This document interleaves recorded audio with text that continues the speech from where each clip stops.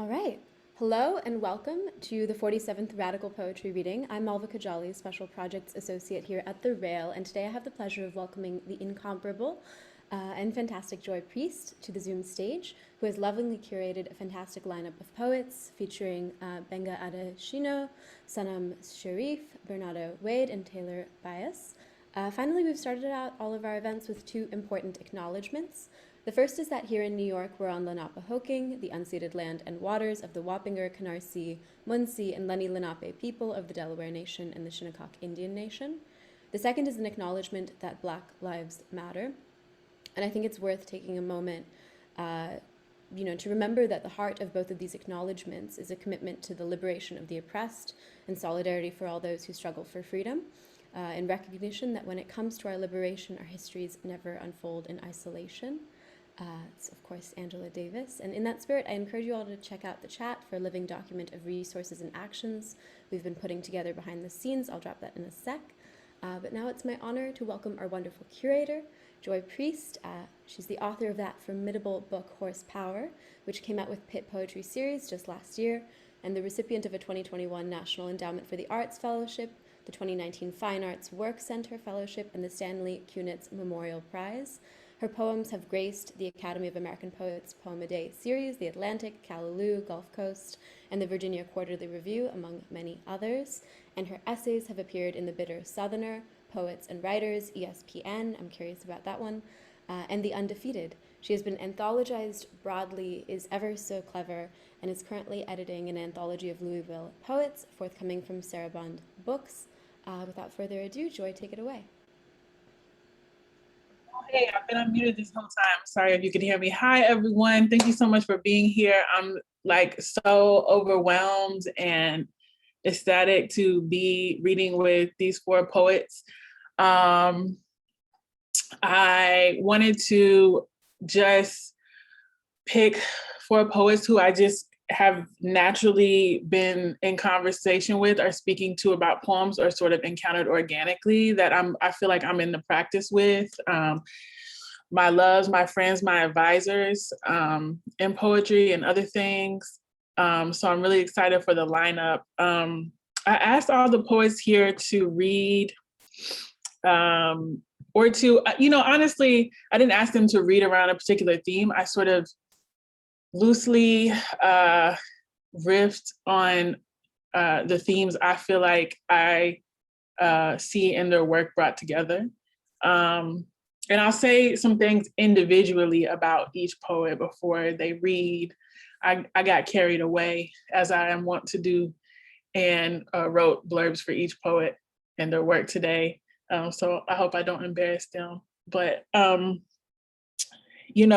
themes that I kind of I described to them before the reading was, this idea of, mostly memory. I mean, that's our canvas as poets often, but specifically thinking about time and water and how memory works through those elements. The families of memory, time and water, flow, fluidity, ocean, history, submergence, emergence, reemergence, borderlessness is a huge thing. Because as an American and a Black American poet, I can't afford to be invested in the project of nation, the national project, the national framework. So it's really important for me to be in conversation with poets who remind me we are related across the ocean. Borderlessness of time, borderlessness of land, borderlessness of language, borderlessness of gender, of ghost, of glory. These are the things I see in the work of the people here and that I'm, in conversation with them about, in study with them about. So without further ado, I'm gonna read some poems to inaugurate the spirit of, the reading. And I'll try to not take up too much time so I can, because I think my blurbs take up a lot of time. But I'm just gonna read some poems that are like unpublished and new and not so loud, just still working through them. Um, the first one I'm gonna read is Where There Is History, We Haunt.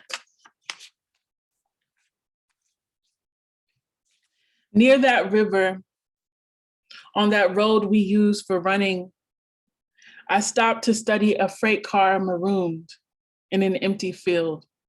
Its open doors frame my childhood home. Statued next to it, a mule, stark and widowed of her industry.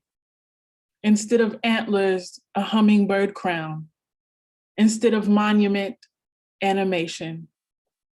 My dead appear audienced in the roadside live oak, botanical in their lament, dripping, Spanish moss, lavender, slate, and woolly as an old woman's hair. Atavistic molecules of caution snail down my cheek, glisten from elsewhere. What to divine in this warping of time? Above me, the blue light and goat milk moon are suggestions to be elemental, catch the wind like ash.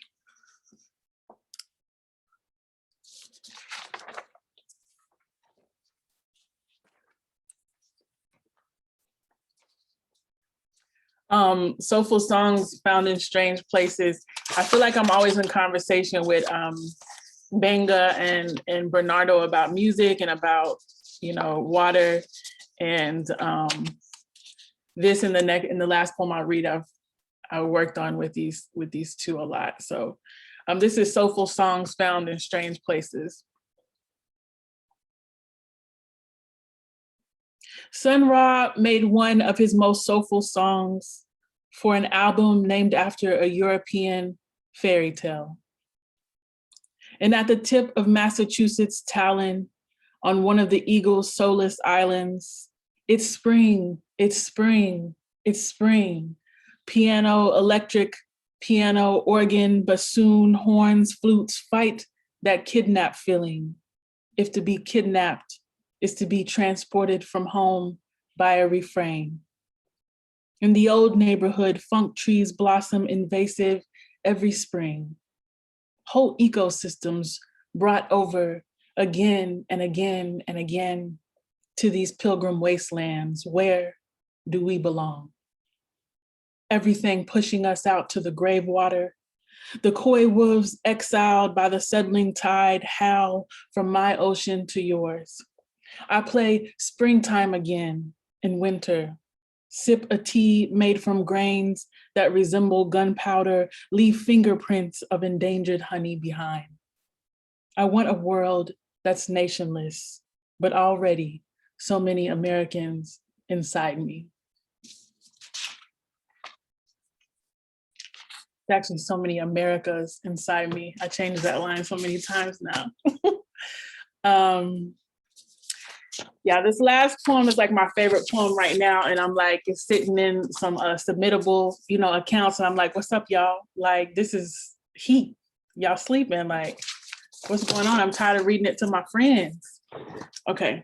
I think this is gonna be a part of a series in the new project where, one of those series where the title just repeats itself across poems. And this is called The Black Outside.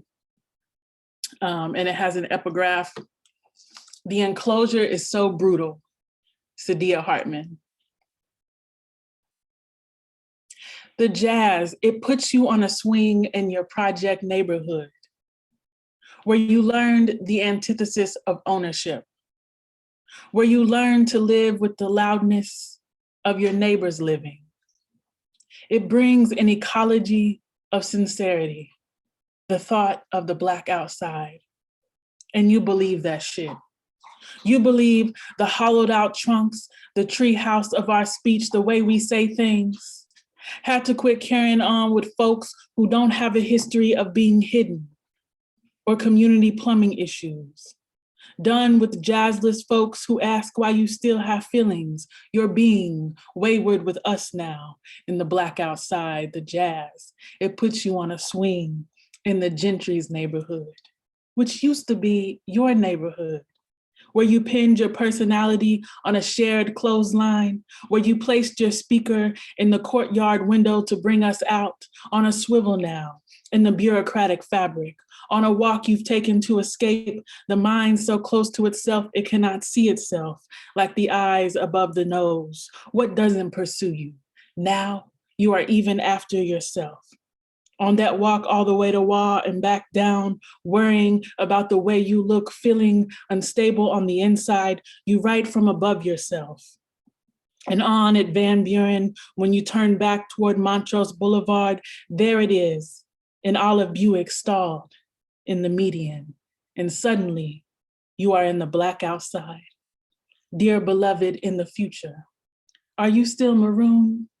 Lover, are you there? Am I there too?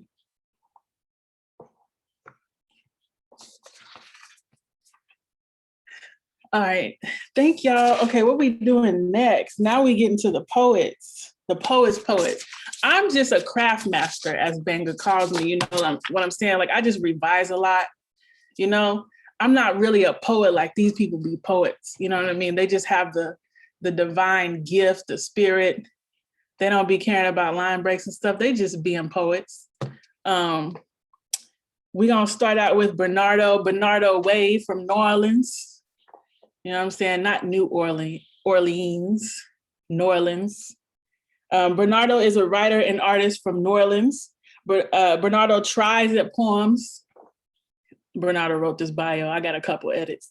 Bernardo tries at poems and rides his bike around Bloomington, Indiana, because IU funds his present period of studying with others. He currently serves as associate editor of Indiana Review. Indiana Review about to get real black, y'all. Send some poems. He is a Watering Hole Fellow, and he also moonlights as an equity and justice advocate. His words are published or forthcoming in Black Warrior Review, Crazy Horse, Hayden's Ferry Review, Southern Humanities Review, and others. And I wrote a little blurb, you know.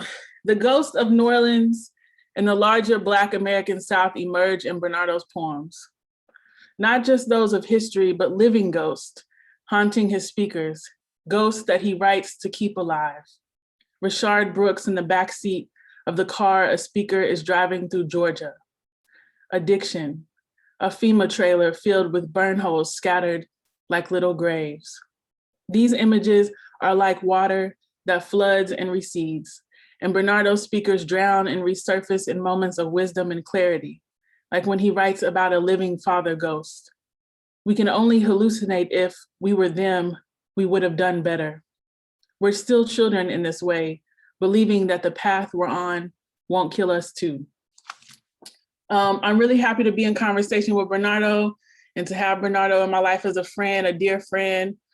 He's gonna be one of those friends that years from now, we won't remember how we became friends because it was so organic. He just popped into my inbox one day and was like, "Hey, can we talk about poems?"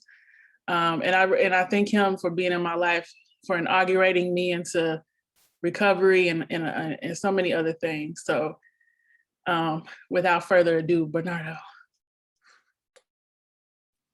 Yes. Oh, what's up? Joy, thank you. Joy, your poems got me hyped. Like, I was nervous a little bit, but now I'm kind of like that guy who goes to like a party and he got his dress shoes on and his dress clothes, but then he sees like some little kid playing like basketball in the driveway. And so he just got to go outside and play, just mess everything up. And so I'm like, you got me hyping that way. Like, I didn't expect I was going to be more formal, but now I'm like, yo, we doing poems. It's all good. Okay, I'm just going to jump in. So this first poem is called Some Awful Word. Halfway through an exhale that begins to smooth out the deep lines of worry on his forehead, my father ashes his joint.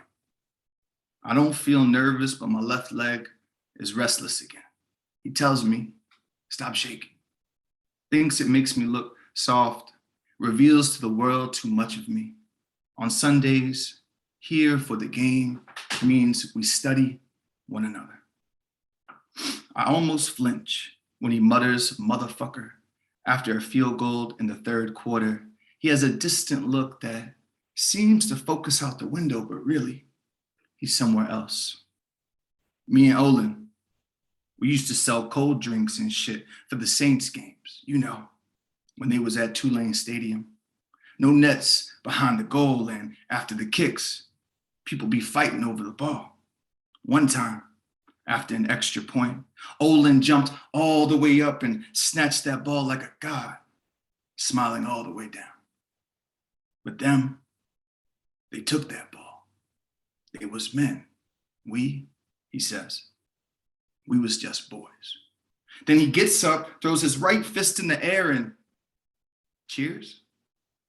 Mahomes scores a miracle touchdown and I notice my leg going again. Since I was a child, he's taught me to pull for the black quarterback because, like us, he's not supposed to win.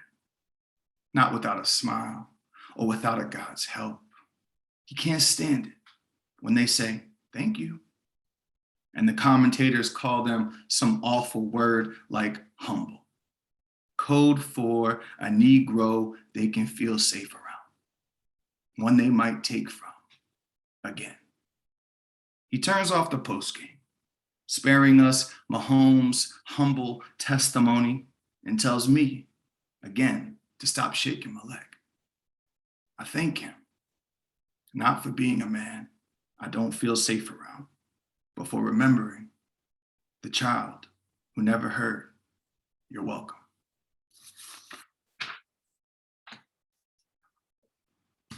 All right, this one a little heavy. I'm gonna get a little lighter though, I promise. This is called The Stain. Reminds me to slow down, to grip the wheel with two hands, to glance behind me endlessly, to remember that the moonlit road slicing through the limestone ridge is a shadow, slit by my headlights, and the rearview mirror reflects nothing. People say, leave the past behind you. Before Rayshard Brooks, who just last night, not 100 miles from here, fell asleep in a drive-thru as he waited to place his order, the past is where he lives. How should I look him in the eye when I know he shouldn't be here, sitting in the back seat, telling me to bust a Yui at the storage facility with the Confederate flag, telling me he wants to see the flames dance all over that Wendy's. Then he wants to go home. God damn it. Is it possible to not be scared of the dark?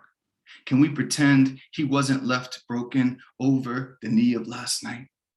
The stars don't smile in Georgia, where the mountains rise like fists trading blows with the bright parts of the sky.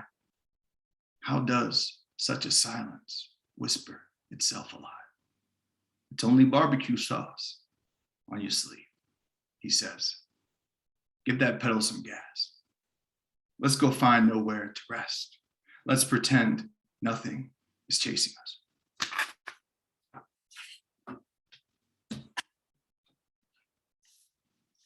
All right, so this poem here, this is for everybody who,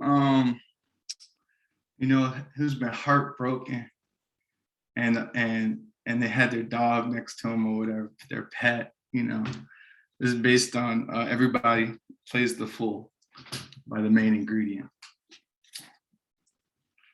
All right, it's called Sometime, listening to The Main Ingredient with Holly Grove. Tonight's a blue shadow hip to the harmony moseying between the front door and my lip. The melody fits. Everybody plays a fool sometime, and the sometime hits. Sorrow is life working with its fists. I've never seen Holly's tail wag so. Bereft, she waits by the desk where you used to sit, caught in the liminality of a goodbye kiss, curled by a phenomenon of dwell. I won't let A voyeuristic dog watched me tear. Tears can taste like departure. I try not to swallow. Something in their salt reminds me of how we went to Biarritz and were swooned by blonde oyster shuckers who queered our ideas of aphrodisiacs, escargot on the house, and a cold oceanic palate cleanser. The wind made our tongues clean. Less caution in your eyes then. I said something about the sun peeking into every window and how light reflects in and from the pain, and thought, damn, poetry. You said, love is not a metaphor.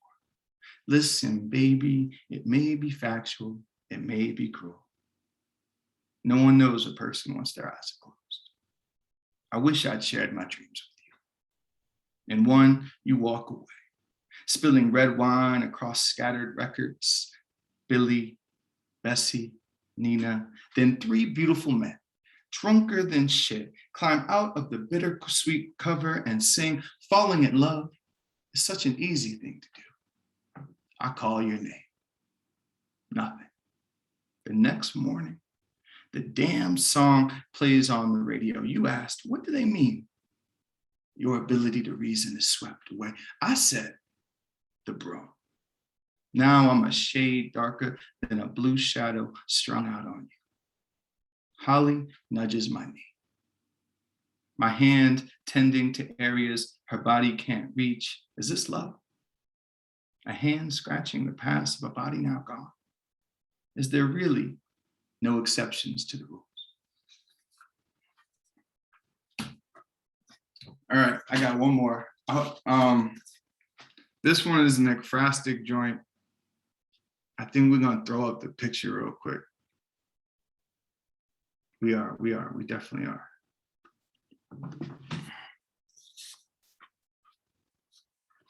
Okay. I wrote a series of these about Duwebe. This is a woman and a child in the doorway, Harlem, 1975. Don't look into the eyes of that baby for too long. She's made of mirrors. She takes in your questions, chews them, then calls it photography. I warned you. She's got you in sight. I've watched her turn a man inside the language of cower. He left tongueless. With a look, she points down the dark hall, but knows you're not prepared. Too many shadows. Her mama more gently says, come on. I know you're not scared. Notice her right foot, halfway in the shadow and halfway in the light, like it readies to smash something dead beneath its soul. Maybe where the baby thinks you belong.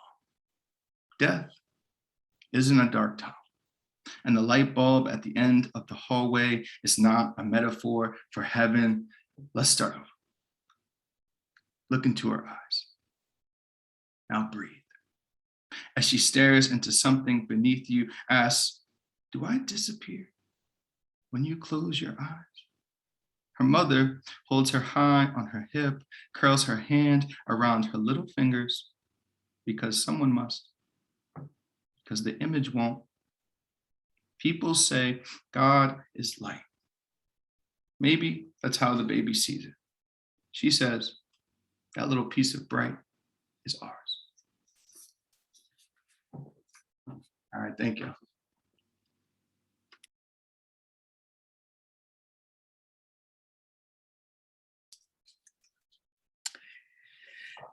Hey, all right.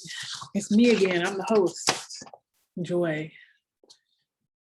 I'm not used to being the host, so. Thank you so much, Bernardo.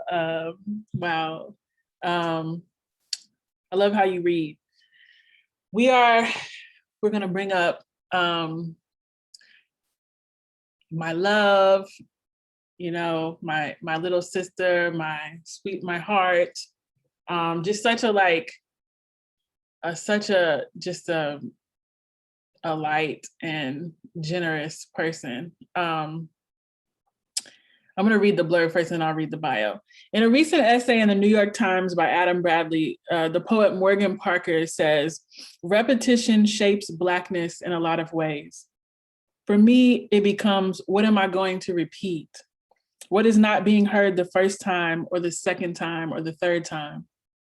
The emotional intelligence that Taylor Byas brings to our daily conversations and to her poems teaches me how to advocate for myself, how to stop apologizing and doing so. She makes sure that we hear about what her Black woman speakers are in pain about, that we look at it and pay attention a first time, a second time, a third time. In her recently released chapbook, Blood Warm, out on Variant Lit, y'all. Grab that thing, look at it. It sparkles, okay. She stretches, twists, reshapes the sestina and the pontoon into Black form. Time folds back on itself and reveals us to us across history. Her speakers look into our eyes and say, here I am, a Black woman bringing water. And there you are, stuck in history. Catch up. Taylor is a Black Chicago native currently living in Cincinnati, Ohio. She's a Yates Scholar, third-year PhD student at the University of Cincinnati, as well as an assistant features editor for The Rumpus. She was the first place winner of the 2020 Poetry Superhighway, the 2020 Frontier Poetry Award for New Poets contest, and a finalist for the 2020 Frontier Open Prize. She is the author of the chapbook Blood Warm, Variant Literature 2021, and her debut full-length I Done Clicked My Heels 3 Times is forthcoming in spring 2023 from Soft Skull Press. Some of y'all in here got the reference to The Wiz. She is represented by Raina Rossner of the Deborah Harris Agency. Taylor also teaches me how to get my money, y'all. Like, what poets have agents? Come on, Taylor. Without further ado, Taylor Byas. Thank you so much, Joy. Thank you for being my friend first, and for also just bringing me into this space with these other incredible poets into this stage. Thank you for being in my life, really. Okay, I'm gonna start with Blood Warm, which is what Joy held up. I'm gonna read 2 poems from Blood Warm, and then I'm gonna read 2 poems that are in Blood Warm. And I'm going to start with a grocery store in Alabama. Over the apple bucket, I weigh a Granny Smith in my hand and thumb the dents for rot. I check for bruises like these shoppers check for me, the blackened pit of a golden peach. Another buggy's wheel comes screeching around the corner, a mother peering through the shocks of hair escaping from her bun, her toddler pointing and poking price tags, palming fruits. I wonder what it must be like. No pop or sting on the hand, no preparation speech, don't look, don't touch. From a mother trying to save herself from the pop and sting of not so quiet whispers, the manager's backhanded ma'am, the absence of respect. Still, as I grab a pepper, garlic paste, I can feel these shoppers slow around me, as if someone paused this tape of my Black life to point to me on screen and say, right there, we got her. I concentrate on the mist of the veggie sprinkler, water sleeving my arm, its hiss as soft as a mother's shush, or the chafe of a handshake, sliding palms before the hollow thump on the back, or even that mother bending to cover her toddler's finger as she points at me. Her susurration, don't point at that.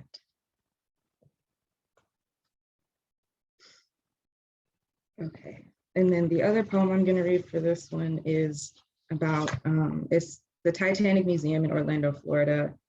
I wrote this poem especially because, you know, the Titanic used to be one of my favorite movies, and I think it's really easy to get lost in the sort of romantic arc, which isn't even all that romantic if we think about it, but that's a different story. But I think it's easy to get lost in that arc and sort of forget the like very real history of the thing that the movie is actually about. So this is a poem about visiting the Titanic Museum and also just thinking about that history. I board 1912. A fake boarding pass renames me like a new document, brands a fresh time of death. No cameras to recall what I cannot, the necktie and sock starched by ocean, a pocket watch, the gilded macaroon balded of gold flecks, its hands pegged on salt annulled hours. I don't look for myself in the list of dead. The names like Star Wars opening crawl graved in thin ice. The letters, thin scars. But a plaque wards off my touch. An iceberg sweats in another room and I press my palm into its face until it aches. The surface ticketed with handprints and finger holes from the guests that passed before me. But this is the easy part. On the fake deck, I forget myself. Lights pitched over the railing to parrot water without breath. Waveless, one of the door's portholes black as a moonless night. And catch the hollow of my own mouth. The surprise at this sudden rewrite of history. The reflection of my Black face, a stranger to this ship.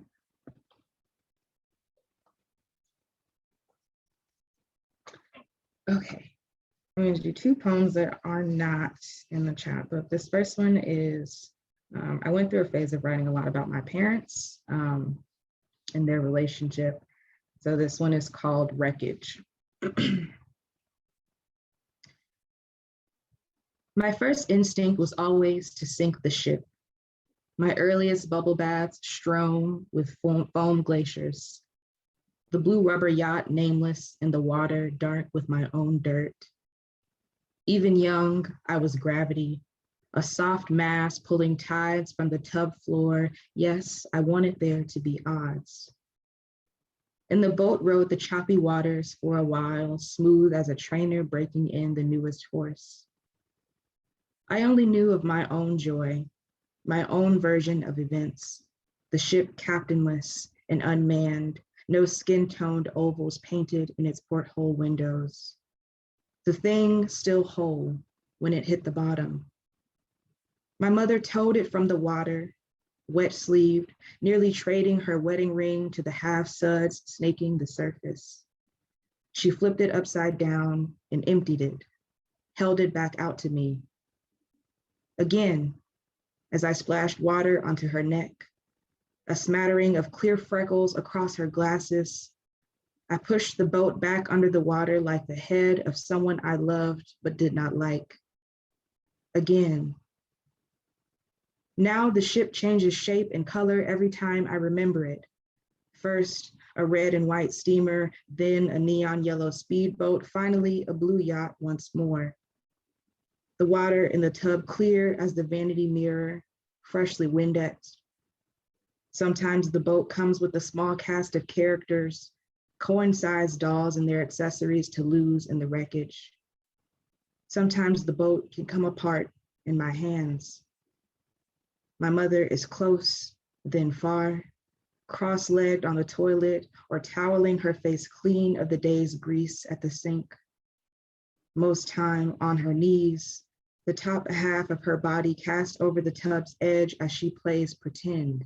This one can be me, and this one can be daddy, as she places two figures on the small deck. And this time, she sinks the boat. A gulp where it disappears, arms wet to the elbows. In this version, I hear the muted clink of her wedding ring hitting the floor. And when I reach for it, she stops me. Leave it there. The tiny suitcases spill their contents. The couple loses their shoes in the debris. My mother doesn't sift through what's left behind.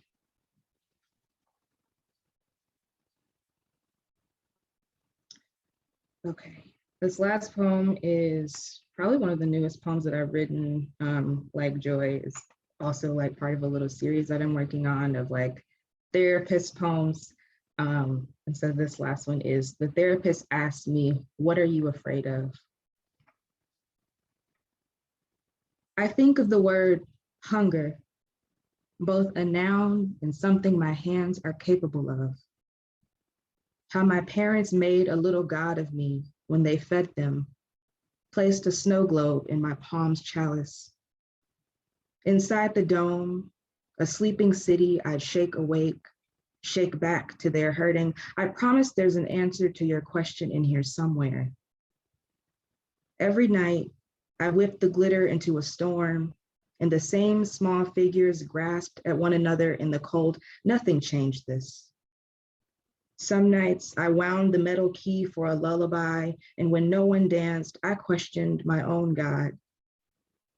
I played the shrill song until it yawned into a dirge or some sort of warning, and I would say that maybe this is a metaphor for life or love, but I know you'd make sure to write that down.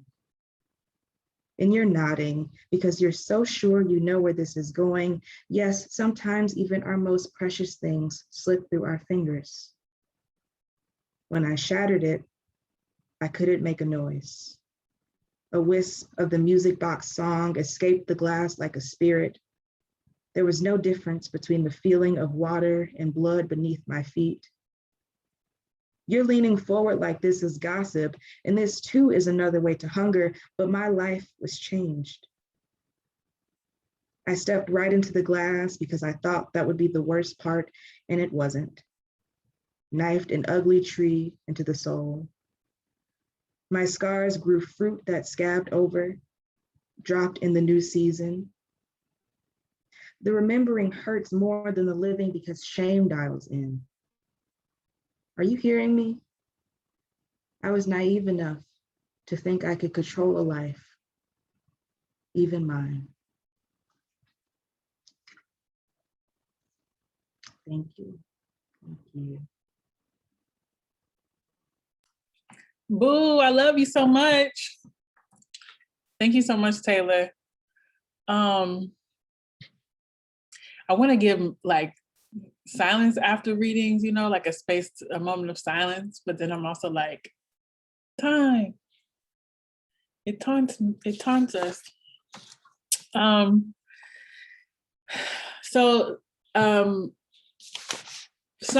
I encountered when they signed up for a workshop I was teaching on desire. And then she sent me a poem afterwards, and I was just blown away by what she did with the exercise. And then I went and like Googled them and their poems, and I was like, what? And so I'm just like, Sanam is like pure poetry. You know, that's how I feel when I read their poems. I wrote that Sanam's poems hum in the air. If you don't believe me, please go to their Instagram and watch the video of them reciting a poem. It's very recent. Hummingbird, wing song, and the lifting air, they write, in fact. Loneliness, the engine of loneliness, traffic, all through the trees, breeze. The borderlessness of desire in Sanam's poems is where I want to live. Now, love rises out of me, emergencyless, and want, they teach. The borderlessness of gender here is where I practice being. The borderlessness of nation is divine instruction. Absence, my mother of need, touch of a country or a body's constitution, memory revises me. Like, how does a person write like that? Sanam is a queer poet and artist from Bangalore, India. Sanam Sheriff's work has appeared or is forthcoming in Virginia Quarterly Review, the Academy of American Poets, the Offing, Vinyl Poetry and Prose, Black Warrior Review, Quelle Journal, Shade Literary Arts, and elsewhere. She's also an artist. You can You can find her art in Shade Literary Arts also. She holds an MFA in creative writing from Washington University in St. Louis and has received support from the Thomas J. Watson Fellowship, the Watering Hole Pink Door, and the Seventh Wave, and is a Pushcart Prize nominee. Poetry is her closest translation. Without further ado, Sanam. Joy, my heart is in my mouth. I'm gonna need a few seconds to get myself all the way here. Thank you so much for having me and for having me so kindly. I'm so humbled and grateful to share this space with all of you. I'm nervous. I feel like Zoom should make it easier. It doesn't. I was so excited, Joy, when you shared the themes of memory and time and water and borderlessness, because I feel like that is all swimming inside me when I come to a page. And I like to think of the distance of water. I grew up in a city called Bangalore in India. I've been maybe for the past 7 years in this American life. And the distance of water and memory as the only continuous home, and queerness as a borderlessness. And yeah, so here I am swimming. What I'm going to do is share my screen if you want to read along, or close your eyes if that helps you listen, whatever you're able to do. Okay, I'm hoping my heart stops beating so loud. Here we go. Okay, I'm hoping you can see that. This first thing I'm going to read, when you said memory, Joy, I was like, let me go back a little bit. So this first poem is from 5 years ago, and just imagine me surrounded by snow and stunned, and so it's so much heartache for what surrounds me. Here is a snippet from my journal that says, with enough distance, the longing for a homeland can blur with the longing for a love.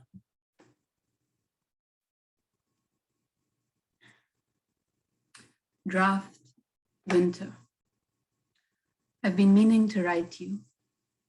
Love yields a wind from the water, and I call this body sail. The snow falls, and the evening rustles, torn as a page. The grass fluffed to wedding gown and pearl. My fingers cold, my fingers lonesome, my fingers running their fingers along the spine of a memory, my bottom lip, the top shelf. I've been meaning to write you about this country of grief. It's repeating tide. I get out of bed. I put on my feet. I glance out the window beyond the hill, below the trees, the bell tolls.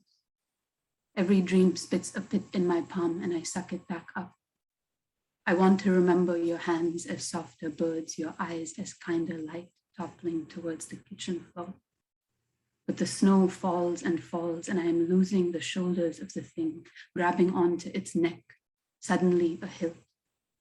Perhaps it is only you then. Perhaps it is always you, alabaster and bone. The evening pulled tight between the clouds and all the boughs of all the trees asking something of the sky. I know I haven't said a word yet, left everything unturned. I've been meaning to write you, to parse the voices apart. There is always something in you to miss. It sticks its finger through mine and such a loneliness occurs. What do you call that? Touch. Okay, that's poem one. I'm just gonna take a sip of water. The second one, Joy said, I do a little bit of art sometimes, and this is a little thing I made with the Instagram paint tool, thinking about the boundlessness of our bodies. Also, I'm thinking about the closeness of intimacy and violence when I think about queerness and how we live in this world, what I come from. And for those of you who may not be familiar with the Taj Mahal, it's a monument that was built in India as a tomb for the wife of the Emperor Shah Jahan. He built this tomb for her. And there's so much intimacy there, but there's also a history of violence. And I'm trying to think of queerness as something that can transcend that violence. So here's poem number 2. Thank you for still being here. It's called Your Breasts Bare Against My Memory of the Taj Mahal. Legend goes, upon its completion, Emperor Shah Jahan, wanting nothing more beautiful to ever be built, ordered the amputation of each laborer's hands. Here are my wrists, turn them open. Here, my traveled fingers, all their life, growing green for your clay basin. Neem, tulsi, the earth they reach, into and out of, into and out of.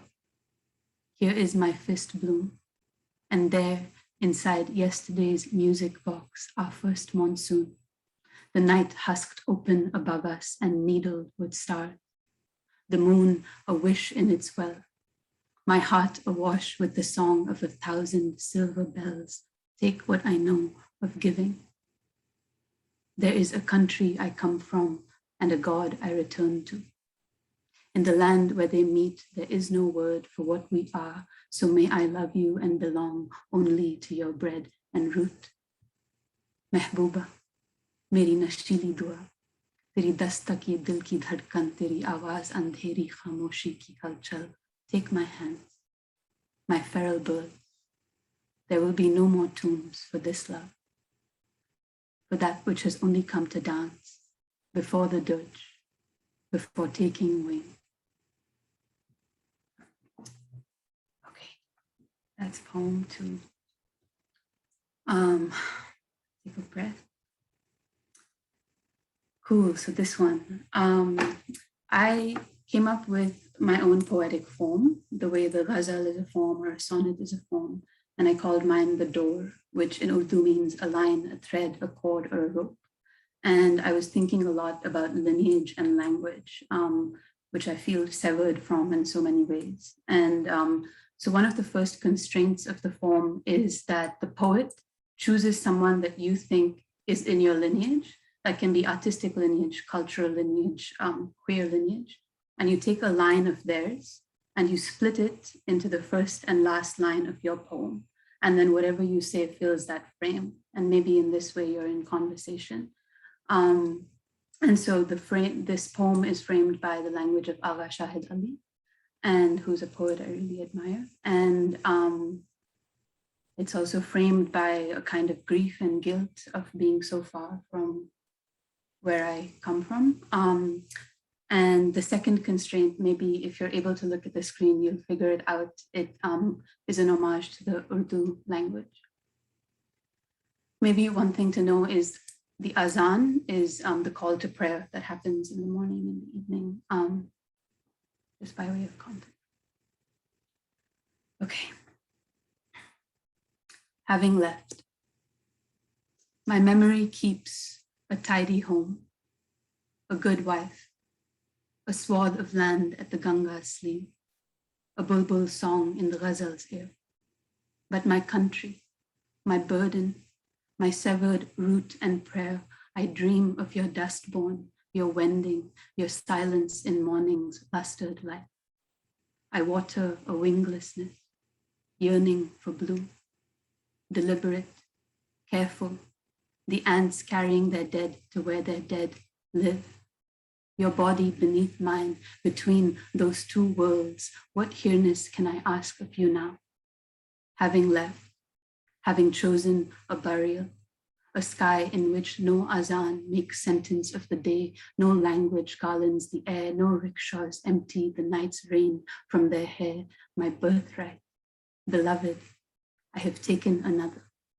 I have fallen in sin, stained by the body's even note, its impulse to beat as a full-grown heart. What you make of us, a namelessness, belonging a filthy mirror one hand tries to wipe and the other to hold you with. The other keeps getting in the way of your history. So this one the Agha Shahid Ali line is, my memory keeps getting in the way of your history. So maybe you can see how it starts with my memory keeps and then getting in the way of your history closes the poem. Okay, I'm just going to close with a short poem. Yeah, I'm happy to have not blacked out yet. Life has been so hard, and this is a journal snippet from a little while ago that says, I walked to the water to save my life. And I looked into that water, and so here's the last one. Old aches gone untouched, touched again. Sleep drawn, I circle the day pond. I search its face and find my own blue kingdom, blood that will not cope, will not quiet. Faithless, I finger my likeness, water quarreling above her. Doesn't having a reflection mean breathing through what has drowned me? Okay, thank you so much gratitude to all of you.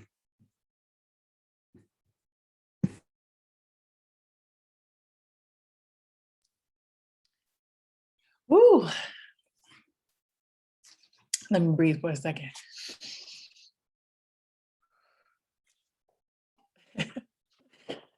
Wow. That line, I walked to the ocean to save my own life. Wow, that just resonates. I know amongst like so many of us. And I've also like, you know how like a notion, you'll hear it or read it or whatever, like it'll just be occurring a lot around you.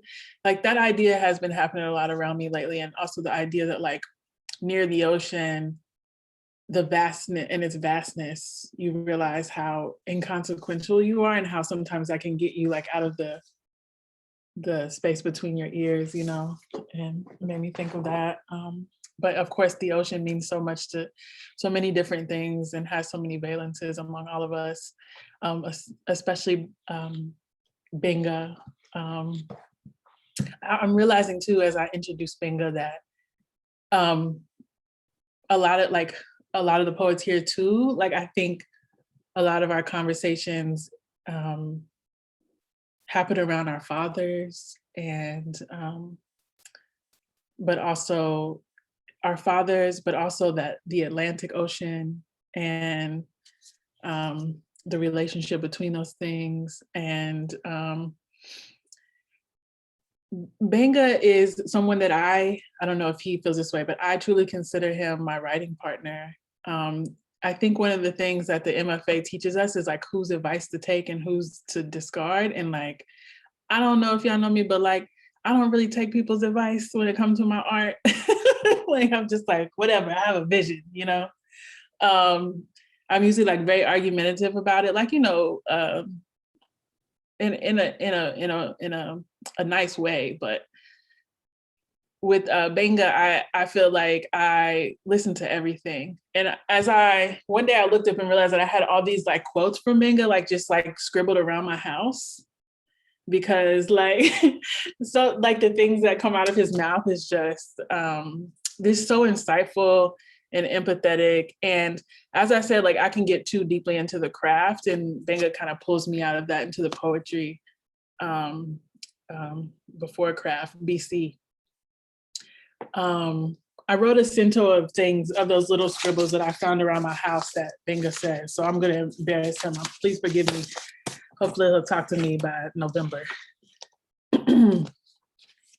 Intimacy was the center of their lives. Violence was the disruption. The dream of motion still inside their body. The children of narcotic solidarity. Future invaders of the capital. Ritual of innocence. The psychic listlessness of the well-fed, their gentle nonsenses. The poem is an arena of suggestion. When you don't have faith, you can't please God or poetry. It's the practice of the spirit. Directness is the images speaking without obfuscation. The dictator is the person who tries to embody the necropolitics of the institutions. Usually in America, the leader knows to deflect and not become the center of power. My schooling has never caught up with my education. Regime of images, sight of unlanguage. When it eludes me, I try to resolve it in my spirit. How do you figure out love as a Black woman when no one wants to include you in beauty? So that sort of counsel and that sort of empathy and insight I'm just blessed to have in the form of a friend who also happens to be someone whose poetry I deeply admire. One of the things we love to talk about is glory. And if you haven't read Gbenga's poem, Glory, please go Google that. I don't know if he's gonna read it, but I'll read Gbenga's bio so you can hear about his accomplishments, and then we'll hear from Gbenga. Nigerian poet and essayist Gbenga Adesina is the author of Painter of Water, Akashic Books 2016, a haunting meditation on intimacy in the face of war and historical violence. Painter of Water was selected by Kwame Dawes and Chris Abani for the New Generation African Poets series. His work has been published in Prairie Schooner, Harvard Review, Academy of American Poets, Poemaday, and the New York Times. He was a Goldwater Fellow at NYU, where he received his MFA and was mentored by Yusuf Komunyaka.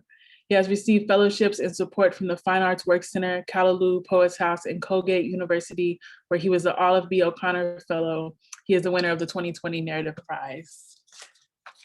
Gbenga. Hi, can everyone hear me? Alrighty, thank you for having me. I'm a little embarrassed. I grew up very shy, and I'm only free in private, where we're doing what Joy calls wilding, just going on and on, because it's just two of you. The idea is that it's never supposed to get outside. In fact, you're never supposed to remember them. But thank you for having me. Thank you. It's so good to be with Bernardo. Oh my God, those works, and Taylor, whose works I'm so familiar with and I love. I think Sanam has been my great discovery of the year, and I'm just so grateful. The moment Joy sends me the names, I just quickly Googled Sanam, and I'm like, and I tested Joy, I was like, what? So it's so good to be here. It's so good to be here. Thank you for having us. I'm gonna begin with a small invocation, a kind of prayer to follow what Sanam had done about prayer. This is called Glory. Glory of plums, femur of glory. Glory of ferns on a dark platter. Glory of willows. Glory of stag beetus. Glory of the long obedience of the kingfisher. Glory of water birds. Glory of thirst. Glory of the Latin of the dead and their grammar composed entirely of decay. Glory of the heights of my father, which, when he died, closed inside his grave and opened even more brightly inside me. Glory of dark horses running furiously inside their own dark horses. Alrighty, so I'm gonna read maybe one or two father poems, and then just two new poems. I don't even know what they're about, but you tell me. The father poems, the sophist conceits is father, son, but the deeper question is loss of country. As a man, when I started writing these poems, I figured out nobody wants to hear about a man losing his country, like, duh, we don't care. So I figured, okay, I'll write about the father, but it will be about the country. This is called, I Carried My Father Across the Sea. It was a child, it was dead. It was the shaft of a long-tailed astrapium. It was a forest of bruise. He wore a door on his face. He wore the black suit of his wedding. The square pocket was still full of his vows. It was light to carry. His burdens and vows had bled out of him. It was heavy with the responsibility of the dead. What sort of a son leaves his father chained to fatherhood? I lifted and propped him up with my frame. I measured the length of him with my length. The feet stuck in sea sand, his weak knees, his arms gripped my sides. As the currents rose, the collar on his broken neck flared into a float. The gash the surgeon's knife left on his head became a halo. It signaled in the dark. I put my nose to his nose. I put my finger in his mouth. I tied his IV tubes, now a human gill, around our waists and swam in the vein of the water. Look, as fins in the waves said, a son carries a father. Death is not silence. It is where I hear you most clearly. What sort of a son leaves his father's body chained to the dark grievance inside the hearth? I carried my father on my back. I felt the bracing inside his afterlife heart on the skin of my spine. He wore his face as a door, a promise to open to me. He bled out his vows. Alrighty, just rushing through it. I'm gonna read this poem I've not read in a long time, called Surrender. I really love it. I think I was such an happy person when I wrote this poem. And when I'm trying to reclaim that happiness, I just read this poem. I'm like, what happened? I need this again. Surrender. A mercy puts a thing on my palm, and it's my childhood. It's tiny, endless moth city. It's rind like grace or tenderness or sorrow. In the red brick room, my father cries. His cries are small, lonely animals. I carry them with me like an inheritance. Once I ran out of a room because the song on the radio was a feast in the nook of my neck. I stood on the street quietly weeping. Though when a woman said to me, "Child, are you well?" I said it was the waters within me that wanted to make themselves known. Some nights are like that. They do not let you go until they are broken into the secret July in your heart where you hide all things. All I wanted was to be home, so I dipped myself under the earth, by which I mean I entered the subway station. It was there I heard him, a man that was also a sound. He was singing, tree branches broke inside his voice. There was in his chorus the quietude of a thing that was coming to an end. The song he was singing, he said it was not a dirge, though he sang it to a thing that was dying. Wishing away was the kind of song my father sang as he lay dying. My father said his song was not a dirge, though he sang it to a thing that was dying in himself. He said, "Son, my song is a joy, but a joy with sharp knives. So my laughter is a thing with a sharp edge, and my joy a trembling. This man I saw, his locks of hair, which ran down to his neck, were the visible borders of a country that was inside him. And the sound he made was the secret language of a nation unto which immigrants were called. It was as though I had sliced through the ocean and arrived here only to run into my childhood. And I did not want to make myself open, but I was made open, for certain songs do not ask your permission. I raised my hands and moved toward him, naked before the song. I said, "Dear music, dear childhood, take me. Take me." Thank you, thank you, thank you. Since you've enjoyed my happiness with me, I think it's only fair that you should share the sadness with me. Say a few sad poems. Let's see. Oof. So I really walked with joy on this poem. So I think it's only fair that I read it. I think it's a little heavy, but I tried my best to veer it back to, to joy. But let's see what I got. It's called The Trees of Tallahassee. The Trees of Tallahassee. I rose with the voice of the birds and went into the forest. In that season, for months, I counted myself among the animals of the pines, the screech, the shift and presences that startle out of dawn. The black flag of house, the gleam on the blade of a river, a white egret behind a veil of trees, and the jawbone of a deer in the underbrush, an axe of teeth, a sign, a failure of barrier at the hedge of the forest. The tall white fluff on the mossed bow of an helm might be the beard of the man who disappeared into these trees when he was a boy. I run in the first dawn of the trees. The past will not let me rest. I turn, the path sharpens and turns with me. I turn again, the path darkens into a hole. A rusted sign hangs on a tree, private property. No trespassing, trespassers shall be tried by tree. I'm a gasp, I'm a sigh, I'm a muffled moan. The lonely tree shivers inside me. Stranger in the woods, there's no innocence in these trees. Something heavier than sap is the penance of these trees. What is the penance of my name? Whose child am I?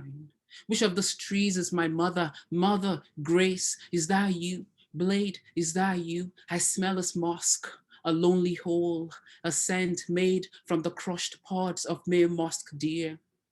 Blade, who said the boy talks like a girl, the bud is the pear blossom of a tree. Blade, who held the rein of a child's breath to break it, as if I was not feather, as if I was not flesh. I'm running away from the dark avenues of shame. I'm running deep in the woods. Dusk is canopy, ghost, and myth. Something rises out of the forces of the trees and is running toward me. I know it's shame. Shame is how history dwells in the blood.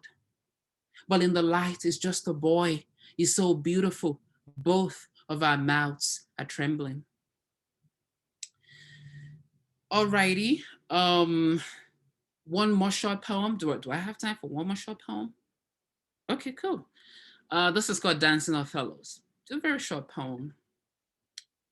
Dancing Othellos, let's see.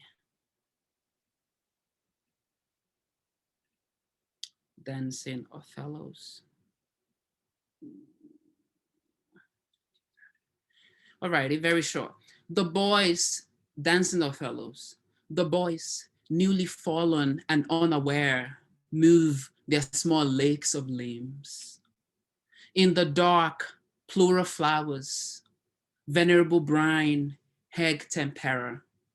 In the dark, a little realm of horses, eternity of horses, and the moan of water that lingers on their lips as they run. The curtain rises and the boys stretch their sinewy of arms, paddle breathless hair. Red ovals bloom on their palms. One of the boys lifts up his handpit and reveals a lampshade, pale pink of scar on flesh, a dark tissue stitched tightly to the blood of birth. Another draws his face close to this mark of injury, as if to inhale the deeper grain of the other boy. And I, one among the shadows, undress, and I'm not ashamed. A kiss or fruit passes between our mouths. The darkness on the stage is lineage. Thank you so much for having me. Thank you.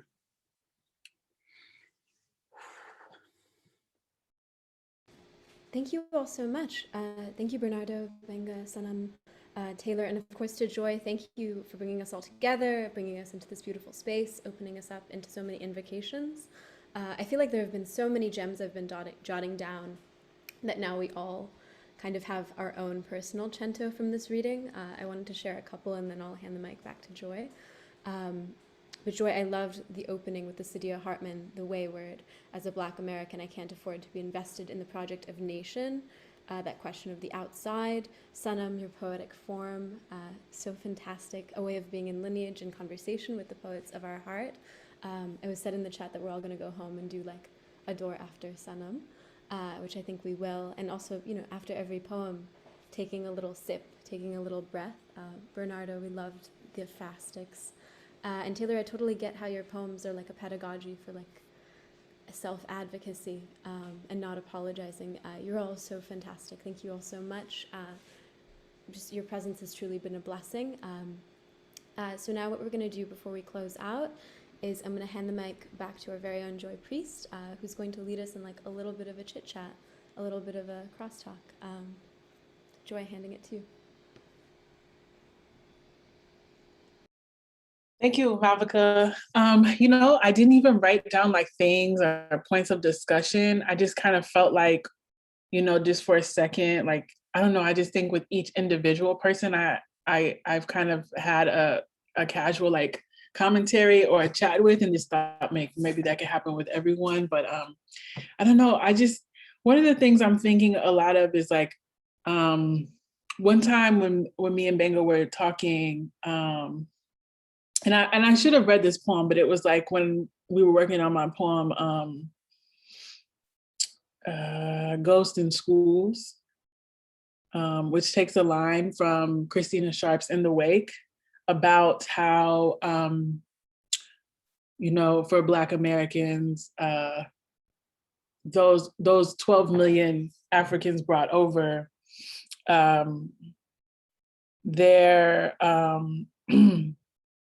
they still exist in the ocean, and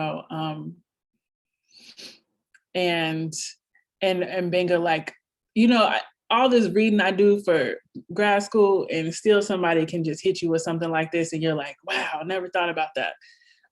Just informed me that, as a Black American, I very likely have a shared ancestor with someone who lives in Africa, on the African continent, like that someone could have had descendants in Africa and were stolen, and then had descendants in America. And that just like blew me away. And so I'm just thinking a lot about the ocean, and like any thoughts y'all have on the ocean and what it means to you, or what it symbolizes. I think like, in one of my poems, I refer to it as grave water, because I think, I'm thinking a lot about how a lot of cultures have designated grave sites for their dead, and ceremonies around that, and honor that. And then Black Americans, displaced Indigenous people, and Africans have this other sort of grave that is that sort of contains the living still, and it's feels like a very particular thing to Blackness. So I just wonder how the rest of y'all think about the Atlantic Ocean, or the ocean. I can go first. I think the ocean and water in general, and I was really happy that you sort of put water and memory in conversation, because I think water and memory are so similar in the sense of like water's ability to change state. I think about memory all the time, changing state. And I think in my poem Wreckage, you can kind of see me thinking about the way that like the same event even can sort of transform every time that we return to it. And I often think about how things are suspended in water. And as someone who cannot swim, I also think about like when you visit the beach, or you go like very literally to the ocean, and this fear of like wading too deeply into water. And I think that transfers also to like wading too deeply into memory as well. So I guess when I think about the ocean, or when I'm thinking about water, I'm also just thinking about like the constant changing of states. And I'm also thinking about like its ability to sort of just overtake us in a way that's really surprising, and often very painful and dangerous. So I guess for me, that's sort of what the ocean and what water meant to me as I was thinking about, what to read, but also just, I think also when I just think about my work in general.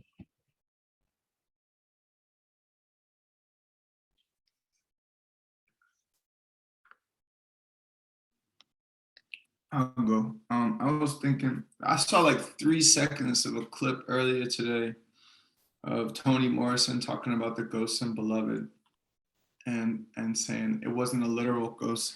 it was a literal ghost, but it was also the ghost of the system. The system is a ghost. And so I'm kind of thinking this idea of like the ocean being that system, like for a poet or writer to enter the past is to enter an ocean. You know, like it is fluid, it's so, you know, I can't wrap my head around what's in that ocean. And in the same way, like I know it's an ocean, like I know colonialism is a thing, I know the past happened, but I can't see underneath the water, you know? And so it's like, I mean, just to even try to get at it, you know, is entering something that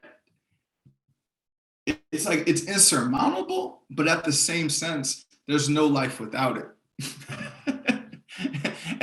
and so it's just it's a continuous kind of like, yeah. So like, I do think, yeah, I don't know, like the ghost, this past, the ocean, it's like reaching toward us.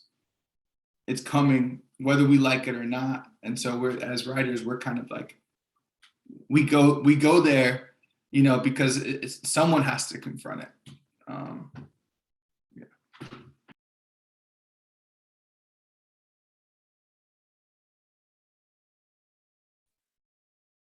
Okay, the quick thing that I just was thinking about while you were speaking was this concept of the four temperaments of poetry by Gregory Orr, where kind of gets divided into story, structure, music, and image, and how like water holds all those things so fully and so alively. And yeah, I'm thinking of the life force, and then Joy, you saying grave water, and both of those things existing in the same place. And yeah, and for me, I can't look at the ocean and not think that like life is life, you know, and that's kind of where I'm at right now with it. Yeah, so I grew up with this very deep fear of water, and it was an instructed fear. It was not natural, it was an education. It was a kind of fear I see now in retrospect, that was the fear of my parents, and I felt like it was their responsibility to sort of teach you that fear. And I felt like, okay, if I was inheriting this fear from my parents, it must be that they inherited it from their home parents, and so on and so forth. And in the years that I come to the US, and what traveling does is that it puts you in this place where you can see yourself and your history more clearly. I see now that it was about the slave trade, that's the origin of this deep fear our people have for water. You know, it is so bizarre. Our parents would spend time telling me about kids that are drowned. They were just so afraid of water, you know. And when you in Lagos, when you go to the beach, you are not to step foot in the waves, you know, the white froth of it. I remember the first time I ever surfed in New York, I kept asking my friend, "Are you sure this is safe?" And she said, "Look at kids are doing it." And this was me as an adult, you know. So that fear was there. But recently I was close to the Hudson River, and I was reading the signpost that said this river is connected to the Atlantic. And I thought again about being in Lagos, about being on the beach in Lagos. And I thought, really, it's the same water? Like a long lacerating wound from there to here, from here to there. So that's how generally I think of ocean and just water for now. But I know it's about the work I'm doing now. When I'm done with this one, you know, I'll be more chill about water. I have that in my future, a more chill relationship with water. Yeah, I love what you just said about it's the same water, because, you know, and I think it's important to sort of remember this as poets, that naming is a kind of a border. You know, when you name something, you delineate it, frame it. And it's important to understand that that framing is subjective, that naming is subjective, that it doesn't have to be this way. And I think about how we call things rivers and oceans and lakes, and I'm like, it's all the same body of water. You know, it's all connected. and how that's important that's an important concept to understand too, as like, you know, being a part of a nation or claiming a nation. The other thing I wanted to ask about, maybe this would be my second question, and then if y'all want to talk about something, or maybe we're just going to 1:30, but I was thinking about y'all lineages coming up a lot. And I don't know, this is an important concept to me. I think that we are in a place now where I want to be careful about how I word this too. I want to be like devotional and honor how we talk about this thing. But like, we are kind of coming into this place where we are providing critical feedback to our elders, you know, where before, I think, especially as a Black American, this is not a thing that you do. So, and so I'm trying to figure a lot about how, you know, the elder is still it's a deeply embedded concept to me that's in a relationship that's really important. So I think it's good that we are able to say some of the things that our elders educated us with through their own fears, we don't need to carry forward.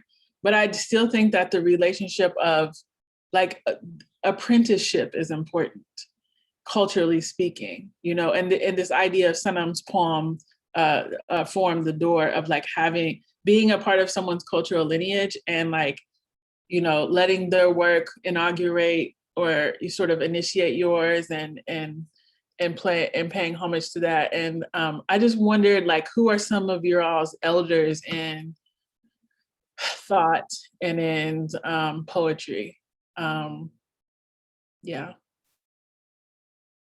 I'll say, like, mine is my elder in thought and poetry is in living in the life of a poet is Nikki Finney, and my teacher of a decade.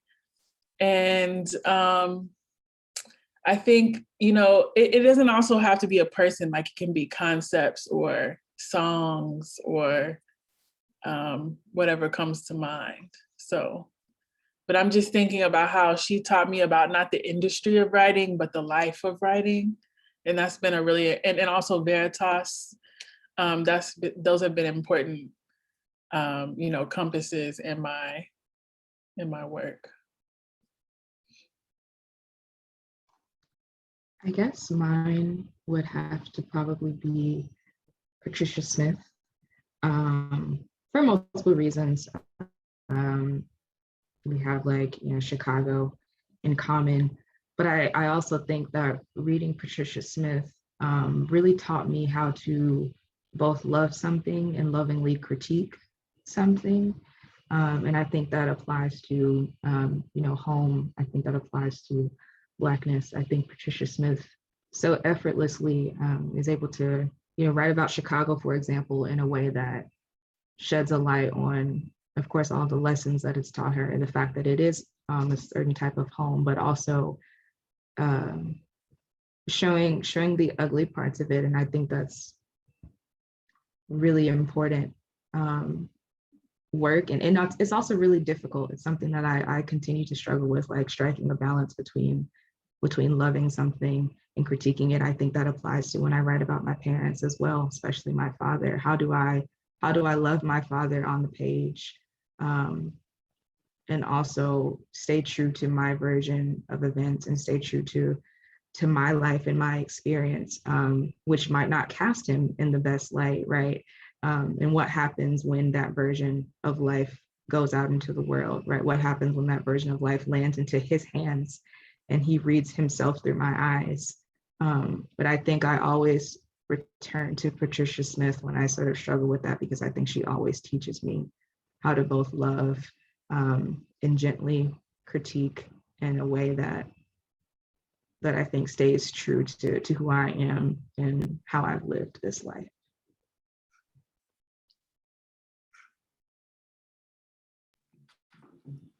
I guess I'm still thinking about ghosts right now. I might have had like two poems I you know, I came to the game late. So I had like 2 poems in my whole life. And I was in Paris and I was put on the spot. I said, oh yeah, I write poetry. And I was put on the spot to read a poem. And I read a poem, and the guy, it was at this place called Le Club des Poets. And this guy shot up and he said, the Black Rim Bard, Bob Kaufman, Bob Kaufman, Bob Kaufman. And I had no clue who that was. But I remember like Googling it and going home, and, you know, and he was a mixed poet from New Orleans, you know, and he had died in 1986, and I was born in 1986. And so I just like felt this weird kind of like, am I the reincarnation? Like, I'm not gonna say that's real, but I thought about it, you know? And just this idea of just, you know, and ever since then, he has kind of haunted my work. Like I still just go in there, look for language, you know, like I feel like I'm chasing. But also I have poets in my life, you know, like, I don't know.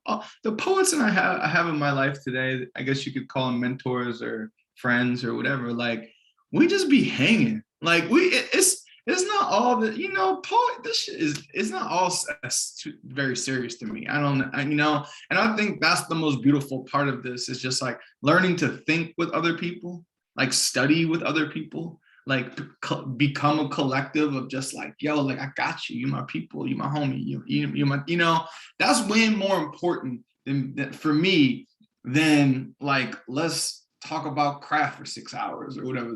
And then don't get me wrong, I got spaces for that.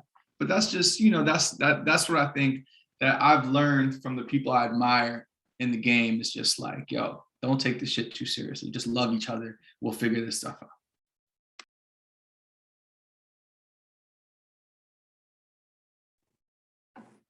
I love that, Bernardo. I love thinking about it that way, and like the living kind of elders that we make of each other. The poetry of my life really begins in my grandmother's voice.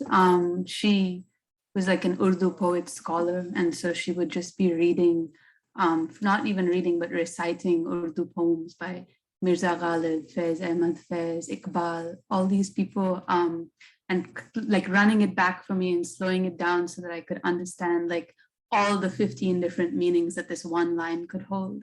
And I think that as someone who then grew up learning and speaking English, like that's one of my biggest borders, you know, is to find out how to cross back and cross into this and keep the spirit of what that taught me alive while I'm here in this country learning this kind of historical archive of language, and making elders through people that I feel like I don't share that lineage with, but, you know, but they sit me down and they teach me how to write and they teach me how to read. And so it's brought me to a really beautiful borderless place. And I think it's made one of my like dreams to be able to get back to an acquaintance with Urdu, that I could go back and write in Urdu as well. You know, I think that's kind of, yeah, where I'm at in conversation right now. Oh yes, and I'm just so deeply moved by that. And I hear reading your work that just a sense of, I think it's Safia that says my story is as ancient as water.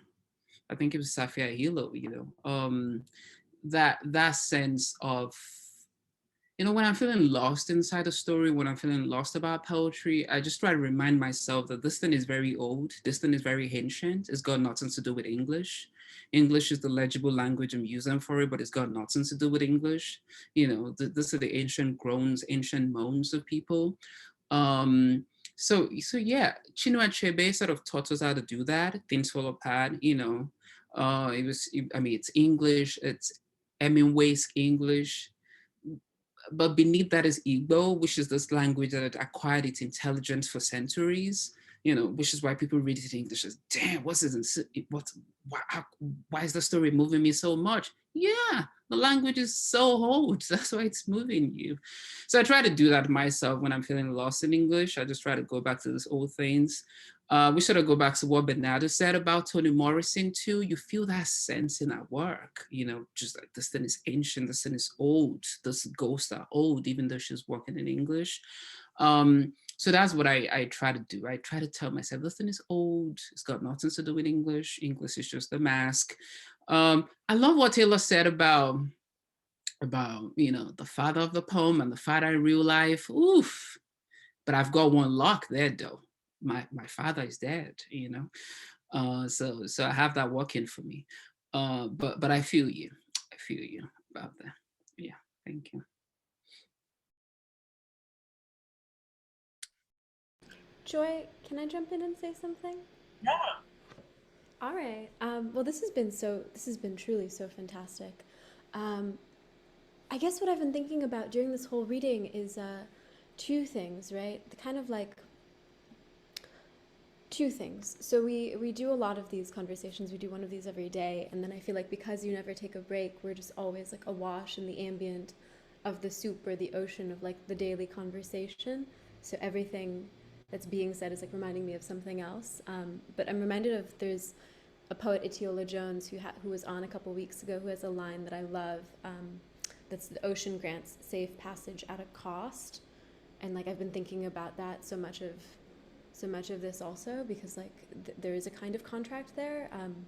But then earlier in the summer we had this sort of architect, Lebanese architect, his name is Hashim Sarkis, come to speak, and he sort of spoke about exile, and he said this thing that really landed on me like a key and like unlocked something. He said, he sort of talks about like exile, estrangement as an ethic, like that to be in exile, exilic, is like a way of looking at the world, and that like that void, that like distance over the ocean is a place, and the question is like, you know, in the Fred Moten sort of like, how do you take that unknowing place of the void and then kind of like make it palpable and make it real? Like how do you create it in your own factory at home? And that's something I've been thinking about so much, is like these are questions of like kind of like how do you place the unknowing thing, like the unknowing, you know, thing of like how we arrive. But this has just been like really fantastic. I love what was said, like we landed in a really beautiful borderless place, which I think is like really, really speaks to what we're doing here in the Zoom. But I'll pass it back.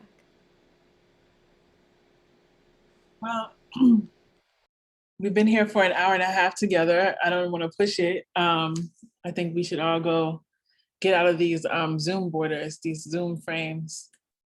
What do y'all think? Does anybody else have anything that they wanted to mention or pay respect to before we leave? So much respect to all of you for making this space. I feel so full, so full and grateful. Shukran. Thank you all. Well, I guess without further ado, thank you all for coming. As always, we'll share the recording of today's reading on our archives online as well as on YouTube, so it'll be available in a day or two if ever you'd like to revisit the space. And if you have a moment tomorrow, please join us again when the editors and writers of New Directions Press throw open the doors of their press and let us in to like learn all their secrets. This will be the third episode in the series Publishing in Transit, and we'll be joined by literary critic Cole Swenson, senior editor at New Directions Declan Spring, and beloved authors Forrest Gander and Talia Field. And that will be at 1 p.m. right here in the Zoom. Other than that, I'll invite you all to turn on your mics so you can say, you know, hello to each other, goodbye on your way out, anything you'd like. But thank you all so much. This has been fantastic. Okay, bye, guys. Thank you all. Thank you. This was really good. Thank you. Bye. Gorgeous, everyone. Thanks, Joy. Thank you. Beautiful lunch, guys. Bye, Joy. Thank you.